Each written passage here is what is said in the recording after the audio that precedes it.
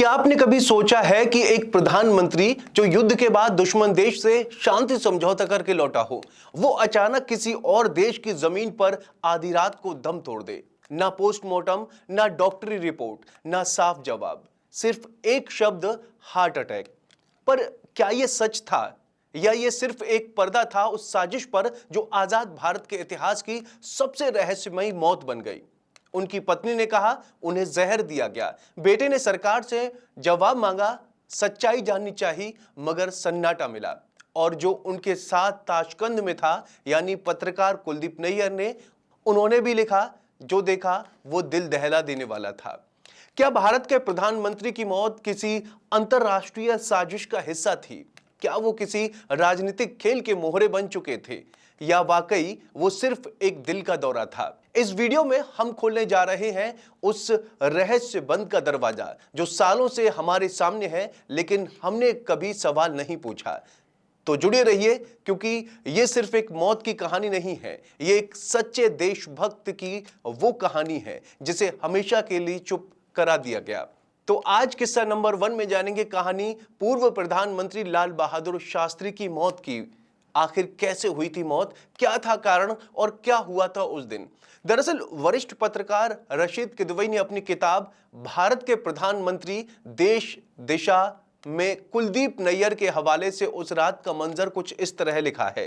तेजी से दरवाजा खटखटाने की आवाज से मेरी नींद खुली। कॉरिडोर में खड़ी एक महिला ने मुझसे कहा, तुम्हारे प्रधानमंत्री मर रहे हैं। मैंने जल्दी से कपड़े पहने और एक भारतीय अधिकारी के साथ उस रूसी शैली के आरामदाह की ओर भागा जहां शास्त्री जी ठहरे हुए थे। वहां पहुंचकर मैंने देखा कि एलेक्सेई कोसिगिन बरामदे में खड़े हैं। उन्होंने हमें दूर से ही हाथ हिलाकर इशारा कर दिया कि शास्त्री जी अब नहीं रहे। बरामदे के पीछे डाइनिंग रूम था, जहां एक बड़ी अंडाकार मेज के चारों ओर डॉक्टरों की टीम बैठी थी और शास्त्री जी के डॉक्टर RN चुग ने घटना की जानकारी ले रहे थे। कुलदीप नैयर उस रात के कमरे का वर्णन करते हुए आगे लिखते हैं, उस बरामदे के पीछे शास्त्री जी का कमरा था। कमरा बहुत लंबा चौड़ा था। एक विशाल पलंग पर उनका शरीर किसी छोटे से बिंदु जैसा दिख रहा था। कारपेट वाले फर्श पर उनकी चप्पलें करीने से वैसे ही बिना पहनी रखी थीं।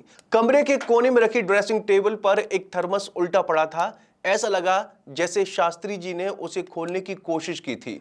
सबसे हैरान करने वाली बात यह थी कि कमरे में कोई घंटी नहीं थी। बाद में जब इस बात को लेकर संसद में सरकार पर हमला हुआ कि शास्त्री जी को क्यों नहीं बचाया जा सका, तो सरकार को इसी घंटी न होने की बिंदु पर झूठ बोलना पड़ा था। किदवई अपनी किताब में आगे लिखते हैं, ड्रेसिंग टेबल के पास साफ सुथरा तिरंगा तय किया हुआ रखा था। सरकारी फोटोग्राफर के साथ मिलकर मैंने यानी नैयर ने उस तिरंगे को शास्त्री जी के शरीर पर डाल दिया। शास्त्री जी को फूल चढ़ाकर मैं उनके सहायकों से मिलने चला गया। वो पास के ही एक खुले बरामदे से थोड़ी दूर पर ठहरे थे। शास्त्री जी के निजी सचिव जगन्नाथ सहाय ने मुझे बताया कि आधी रात के आसपास शास्त्री जी ने उनका दरवाजा खटखटाया और पानी मांगा था। 2 स्टेनोग्राफर्स और जगन्नाथ ने मिलकर उन्हें सहारा दिया और वापस कमरे तक पहुंचाया। डॉक्टर चुग का मानना था कि यह वही समय था जो उनके लिए जानलेवा साबित हुआ, यानी पानी मांगने के लिए बाहर आना उनके लिए घातक सिद्ध हुआ। किताब के अनुसार कुलदीप नैयर ने आगे लिखा, शास्त्री जी की मौत की खबर भेजने के बाद मैं उनके सहयोगियों के पास गया ताकि उनकी मृत्यु के हालात को विस्तार से जान सकूं। इधर उधर से जुटाई गई जानकारी से यह सामने आया कि स्वागत समारोह के बाद शास्त्री जी रात के लगभग 10 बजे अपने कमरे पर पहुंचे। उन्होंने अपने निजी सहायक रामनाथ से खाना मांगा, जो भारतीय राजदूत TN कौल के घर से बनकर आया था। कौल के बावर्ची जान मोहम्मद ने यह खाना बनाया था, जिसमें सब्जी, आलू और करी शामिल थी। शास्त्री जी ने यह खाना बहुत थोड़ा ही खाया था। किताब के अगले हिस्से के अनुसार शास्त्री जी को सोते समय दूध पीने की आदत थी, इसलिए रामनाथ, जो उनके निजी सहायक थे, उन्होंने दूध दिया। दूध पीने के बाद प्रधानमंत्री एक बार फिर बेचैनी से कमरे में घूमने लगे। फिर उन्होंने पानी मांगा। रामनाथ ने ड्रेसिंग टेबल पर रखे थर्मस फ्लास्क से उन्हें पानी दिया। रामनाथ ने नैयर को बताया कि पानी देने के बाद उसने थर्मस फ्लास्क बंद कर दिया था। आधी रात के कुछ देर पहले शास्त्री जी ने रामनाथ से कहा कि वो भी जाकर सो जाएं, क्योंकि सुबह जल्दी उठकर उन्हें काबुल के लिए निकलना था। रामनाथ ने वहीं कमरे में फर्श पर सोने की इच्छा जताई, लेकिन शास्त्री जी ने उसे अपने ऊपर वाले कमरे में सोने के लिए भेज दिया।